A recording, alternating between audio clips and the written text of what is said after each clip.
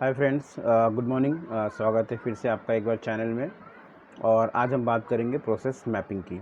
ठीक है। इसके पहले मैंने प्रोजेक्ट चार्टर कंप्लीट कर लिया है, but I think before we go into more details into the project management we should have fair understanding about what do we mean by a process, right, and other related stuff which are related to processes. ठीक है, so let's get an understanding about processes and then we'll move forward with other topics. Cool, let's move forward. So what we are going to cover today, आज हम cover करेंगे what is a process, SIPOC which is also called level 1, workflow जिसको level 2 कहते हैं, process flow जिसको level 3 कहते हैं, and process map level 4 या level 5. ठीक है।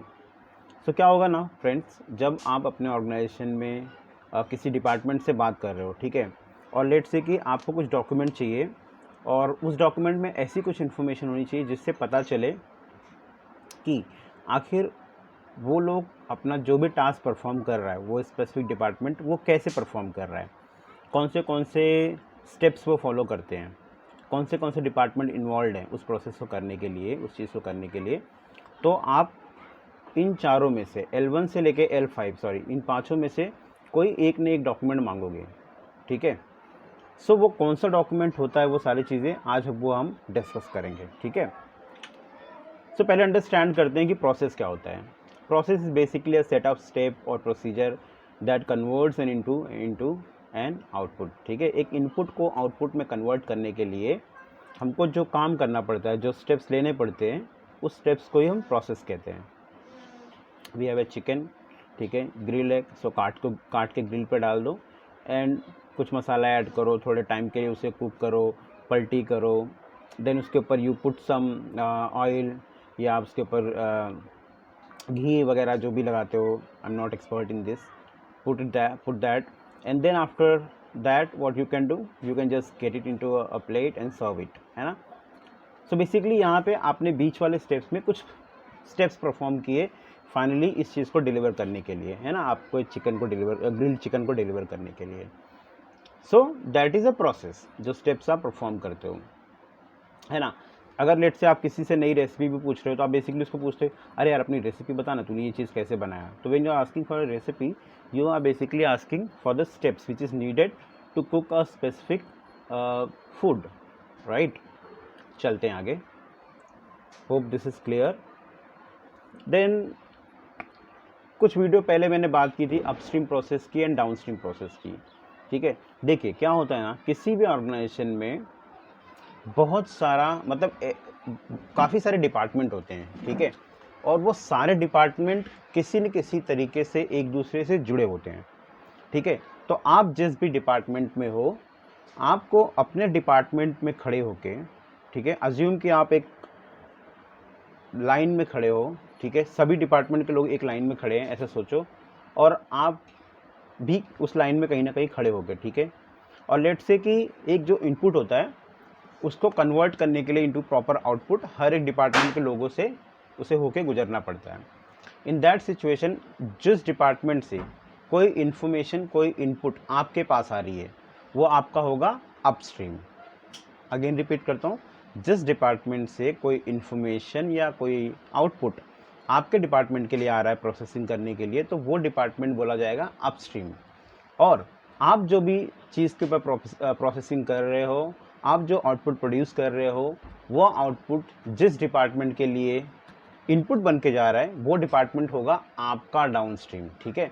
तो जब भी अपस्ट्रीम और डाउनस्ट्रीम की बात आती है फ्रेंड्स, तो ये रिलेटिव कॉन्सेप्ट है। रिलेटिव कॉन्सेप्ट मतलब हर डिपार्टमेंट के लिए उसका उसका अपस्ट्रीम और डाउनस्ट्रीम अलग होगा, आपका अपस्ट्रीम डाउनस्ट्रीम अलग होगा। तो इस बात को आपको याद रखना है। यहाँ पे एग्जांपल में अगर देखें तो we have a drilling, exploration है, ड्रिलिंग है, और प्रोडक्शन ऑफ ऑयल है ना। तो फॉर ड्रिलिंग, जो लोग ड्रिलिंग करते हैं उनके लिए ये जो एक्सप्लोरेशन है ना, एक्सप्लोरेशन का जो आउटपुट है, मतलब कहाँ पे हमें ड्रिल करनी है, कितनी डीप ड्रिल करनी है, वगैरह वगैरह, किस चीज़ के लिए ड्रिल करनी है, वो इसके लिए इनपुट होगा ड्रिलिंग के लिए। एंड सेम वे, जो ड्रिलिंग का प्रोडक्ट, जो क्रूड ऑयल निकलता है, वो प्रोडक्शन के लिए आपका आउटपुट होगा, है ना। सो इस हिसाब से आप देखो तो फॉर ड्रिलिंग एक्सप्लोरेशन अपस्ट्रीम है और प्रोडक्शन डाउनस्ट्रीम है ना। अगेन एक और एग्जांपल नीचे मैंने दिया हुआ है, आप कोई चीज़ ऑर्डर करते हो ऑनलाइन, है ना, आपने ऑर्डर कर दिया ऑनलाइन, जो लोग प्रोडक्ट को क्रिएट कर रहे हैं उसके लिए ऑनलाइन ऑर्डर एक अपस्ट्रीम है और डिलीवरी ऑफ द प्रोडक्ट उसके लिए डाउनस्ट्रीम है। So hope this is clear. काफ़ी इजी कॉन्सेप्ट है, लेकिन जब आप क्लाइंट के साथ मीटिंग में या अपने स्टेक होल्डर्स के साथ मीटिंग में जाते हो तो ये सारी चीज़ें हमें सुनने को मिलती है, यार अपस्ट्रीम क्या है, डाउनस्ट्रीम क्या है, तो इस चीज़ को समझना भी ज़रूरी है। ओके, पहला साइपॉक का बात करते हैं। बेसिकली साइपॉक जो है ना एक्रोनिम है for supplier input process output and customer, ठीक है।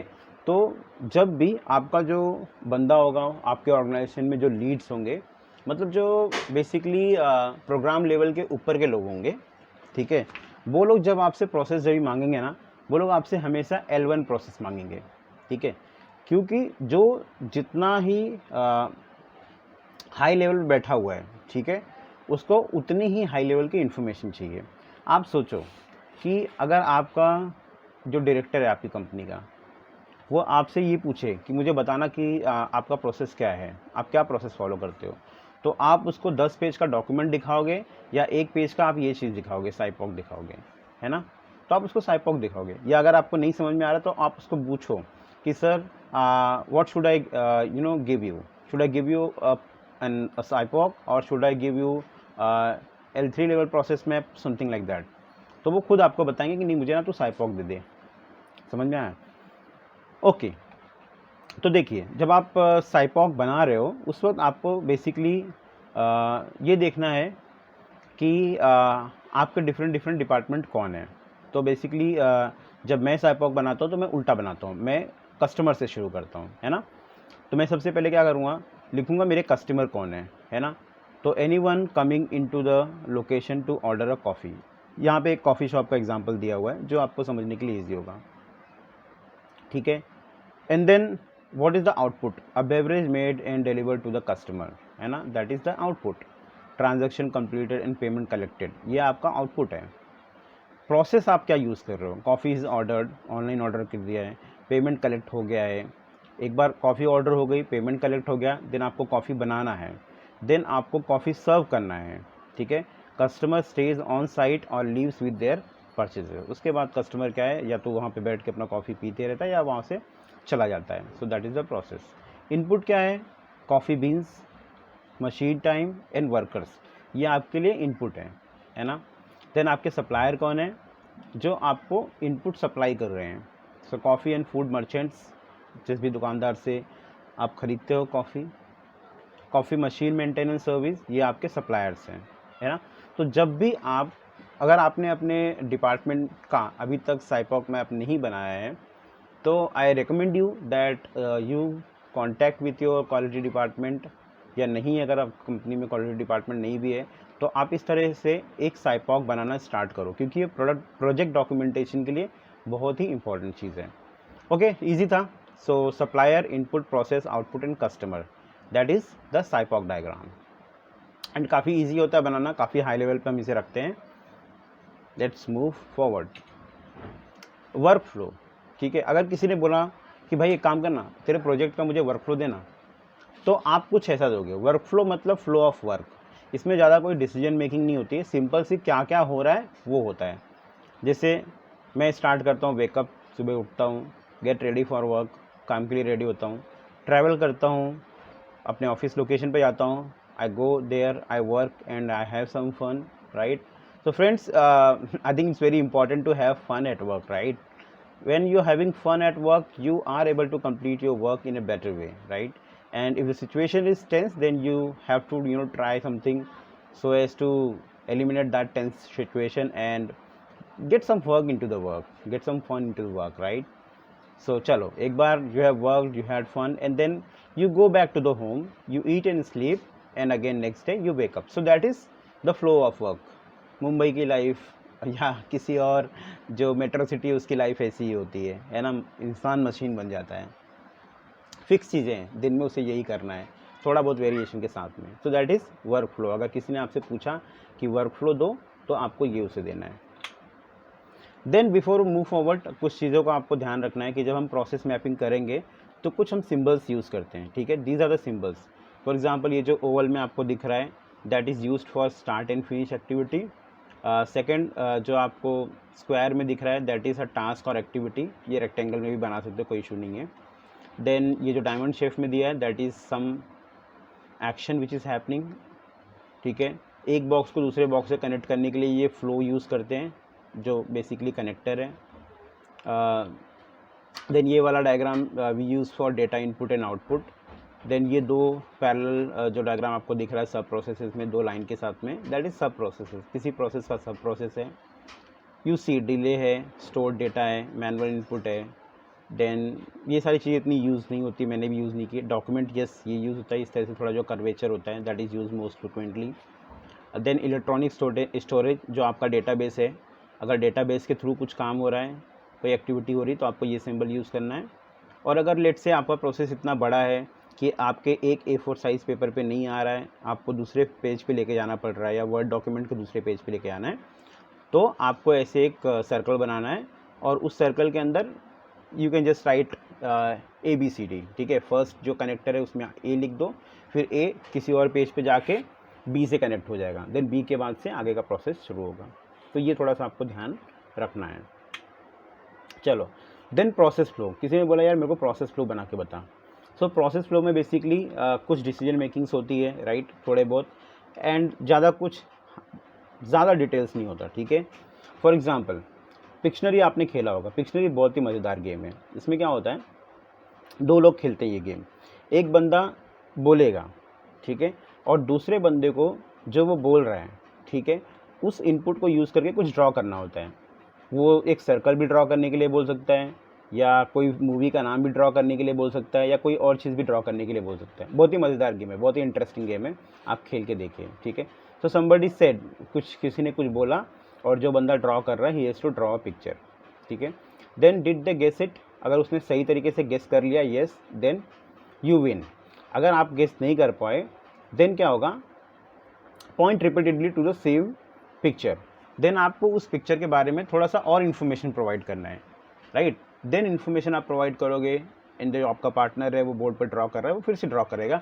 ये सिचुएशन चलती रहेगी unless you are able to complete the picture. या तो फिर अगर टाइम बॉक्स आपने रखा है कि नहीं 5 मिनट के अंदर करना ही करना है, then once 5 minute is over you have either win the game और you have lost the game. So it's very easy game, right. Process flow कुछ इस तरीके से दिखता है। So now you can relate कि आप जिस भी प्रोजेक्ट में काम कर रहे हो वहाँ पे अगर आपको प्रोसेस फ्लो बनाना है तो आपको क्या बनाना है। Move forward. देन इसी प्रोसेस फ्लो में मोस्टली आप ना कभी भी ये ज़्यादातर अगर कोई छोटा प्रोसेस है ना तो L3 बना सकते हो जिसमें कोई अलग अलग डिपार्टमेंट इन्वॉल्व नहीं है। लेकिन अगर आपके प्रोसेस में अलग अलग डिपार्टमेंट इन्वॉल्व है देन आपको प्रोसेस फ्लो के टाइम पे स्विमलेन के साथ में बनाना है। स्विमलेन क्या होता है, ओलंपिक में आपने देखा होगा जो स्विमर्स होते हैं उनके लिए हर एक स्विमर के लिए अलग से लेन बनी होती है, उसको अपनी ही लेन में स्विम करना है, ठीक है। सेम कॉन्सेप्ट यहाँ पे भी यूज़ करते हैं। जितने डिपार्टमेंट होते हैं उसके लिए हम ऐसे बॉक्स बना देते हैं, हॉरिजॉन्टल बॉक्स। फॉर एग्जांपल यहाँ पे आप देख सकते हो कस्टमर के लिए, सेल्स के लिए, स्टॉक्स के लिए, फाइनेंस के लिए अलग अलग लेन्स बने हुए हैं। और एक लेन के अंदर जो एक्टिविटी होगी वो उस लेन से रिलेटेड जो पीपल है, एम्प्लॉयज़ है, वही परफॉर्म करेंगे, ठीक है। सो अगर आप यहाँ पे देखो कस्टमर से अगर हम प्रोसेस को स्टार्ट करें, ठीक है, देन यू कैन सी कि कस्टमर क्या करता है, they place an order, right.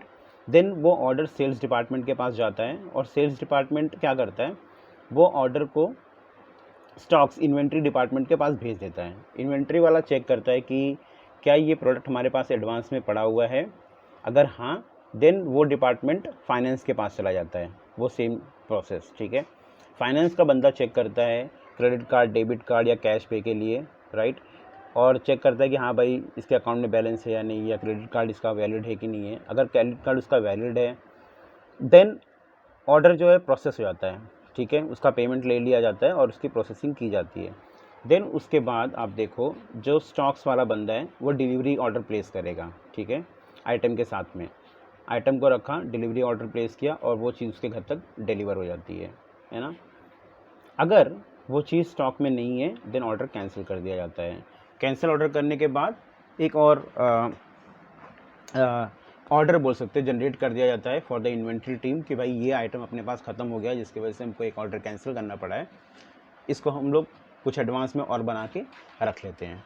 ठीक है, आगे चलते हैं। होप ये क्लियर होगा आपको क्लियर हो गया होगा कि जब भी आप प्रोसेस फ्लो बनाओ तो आपको इस तरह से स्विम लेन के साथ में प्रोसेस फ्लो बनाना है, ताकि जो देखे उसको समझ में आए कि कौन से डिपार्टमेंट इन्वॉल्व है पहली चीज़, और उस प्रोसेस में हैंडओवर कहाँ पे हो रहा है ना। यहाँ पे आप देख सकते हो 4 डिपार्टमेंट के बीच कैसे कैसे हैंडओवर हो रहा है, आप उसको समझ सकते हो। और जहाँ पे प्रोसेस में हैंडओवर होता है, प्रोसेस के अंदर गलतियाँ होने के चांसेस भी उसी जगह पे होते हैं।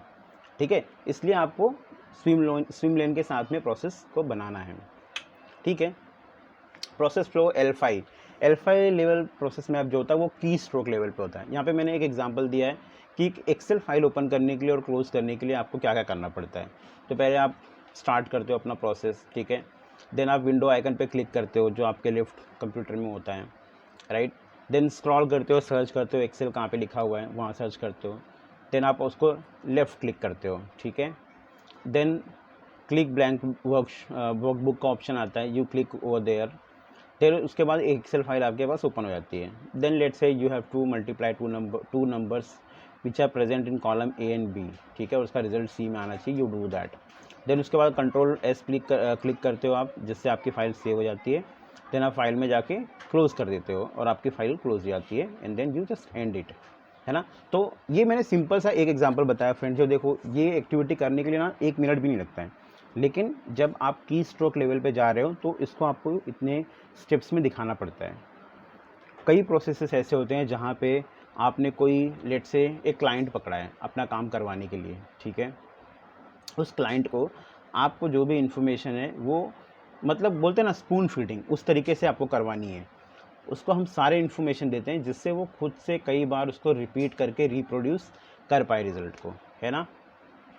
Okay, so process mapping completes over here friends. आशा करता हूँ कि आपको ये लेक्चर पसंद आया होगा and you have learn something. After this lecture what I will do, I will go more in detail into the other processes, या अदर प्रोसेसेस तो नहीं बोलूँगा, other areas of project management, ठीक है। So thanks for watching, thanks for being with me.